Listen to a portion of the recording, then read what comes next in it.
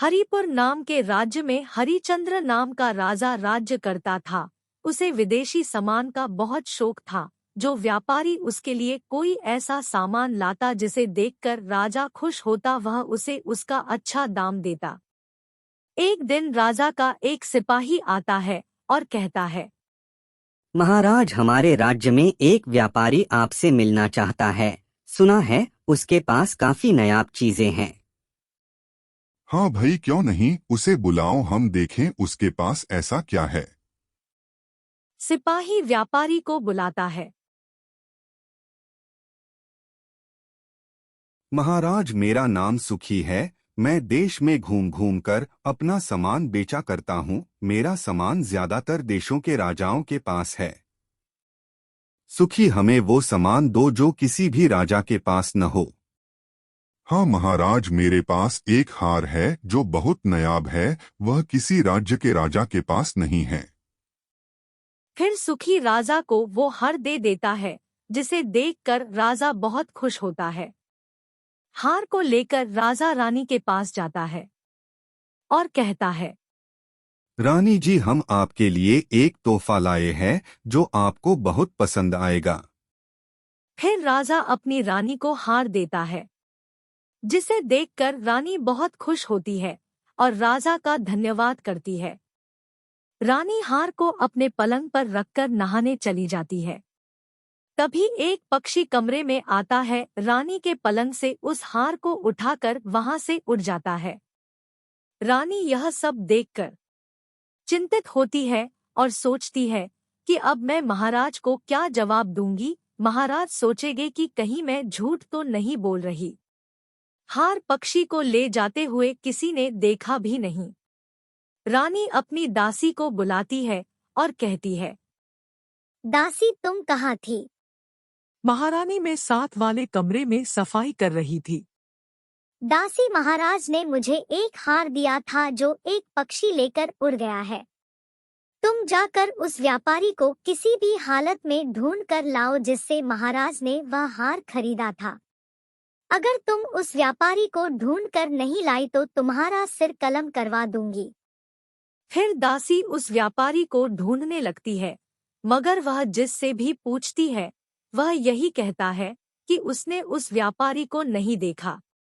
अब दासी को अपनी जान की चिंता हो रही होती है। वह सोचती है, अगर मैंने रानी को सुबह तक उस व्यापारी का पता नहीं बताया तो रानी मुझे मरवा देंगी। वह यह सोचते हुए अपने घर आती है तो उसकी बेटी अपनी माँ को उदास देखती है तो पूछती है, माँ, क्या बात है, तुम उदास क्यों हो? बेटी राजलक्ष्मी, महाराज को एक व्यापारी हार दे गया। वह हार महाराज ने रानी जी को दे दिया और रानी ने उस हार को पलंग पर रख दिया जिसे एक पक्षी ले गया। अब रानी चिंता में है, अगर महाराज ने वह हार मांग लिया तो वह क्या जवाब देगी।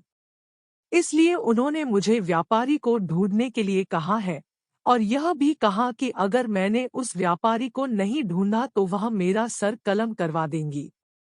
बेटी कुछ सोच कर कहती है, माँ, ये राजा लोग भी कैसे होते हैं, गलती खुद करते हैं और सजा हम जैसे छोटे लोगों को देते हैं। लेकिन तुम चिंता मत करो, मैं उस व्यापारी को ढूंढ कर लाऊंगी। अगले दिन राजलक्ष्मी एक लड़के का भेष बनाकर व्यापारी को ढूंढने निकल जाती है। वह पूछती हुए दूसरे राज्य में पहुंच जाती है। वहां उसे एक लड़का मिलता है, जिससे राजलक्ष्मी कहती है, मैं दूसरे राज्य से आया हूँ, मेरा नाम राज है। क्या मुझे रुकने के लिए यहाँ कोई जगह मिलेगी? मेरा नाम राज कंवर है। मैं इस राज्य के एक सेवक का बेटा हूँ। अगर तुम चाहो तो मेरे साथ रह सकते हो। राज कंवर राज को एक रहने के लिए कमरा दे देता है और जब वह सुबह राज से मिलने आता है तो देखता है राज की जगह वहां उसे एक लड़की सोई मिलती है, जिसे देखकर वह कहता है, मैं तो यहाँ कल एक लड़के को छोड़ गया था, वह कहाँ है? राजलक्ष्मी राज कंवर को सब सच सच बता देती है और कहती है, मेरा नाम राजलक्ष्मी है। मेरी माँ हरिपुर नाम के राज्य में रानी की सेविका है। रानी जी का हार एक पक्षी ले गया।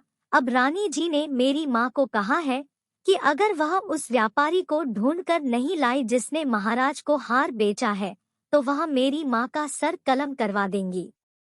रानी चाहती है वह उस व्यापारी से उसका जैसा एक हार और ले ले। अगर महाराज पूछे तो उन्हें दूसरा हार दिखा दे। मैंने भी तुमसे एक बात छुपाई है, मैं भी राज्य का राजकुमार हूँ। मुझे तुम बहुत पसंद आई। मैं तो कल ही समझ गया था कि तुम एक लड़की हो, मगर मैंने इसलिए नहीं बोला। मैं देखना चाहता था कहीं तुम कोई गुप्तचर तो नहीं।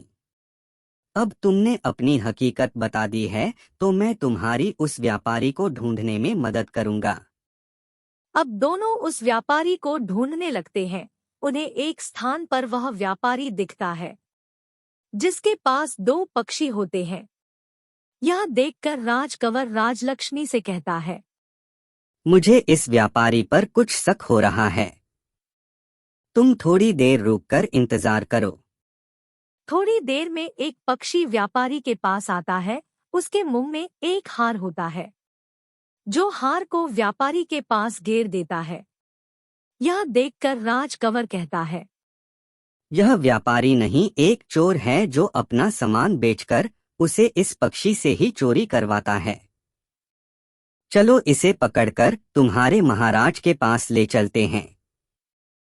राजकंवर उसे राजा के पास ले जाता है। महाराज, मेरा नाम राजकंवर है। मैं आपके पड़ोस के राजा का बेटा हूँ। ये व्यापारी जो कि आपको एक हार बेचकर गया था, ये कई राजाओं को इसे बेच चुका है। बेचने के बाद इसे अपने सिखाए हुए पक्षी के द्वारा चोरी करवा लेता है और उसे किसी और को बेच देता है। राजा कहता है, सिपाहियों, इस व्यापारी को कारागार में डाल दो। महाराज, मैं आपकी दासी की बेटी से शादी करना चाहता हूँ। वह मुझे बहुत पसंद है। हाँ, क्यों नहीं। अगर तुम्हारे माता पिता राजी हो तो हमें कोई इतराज नहीं। राजा फिर दोनों की शादी करवा देता है।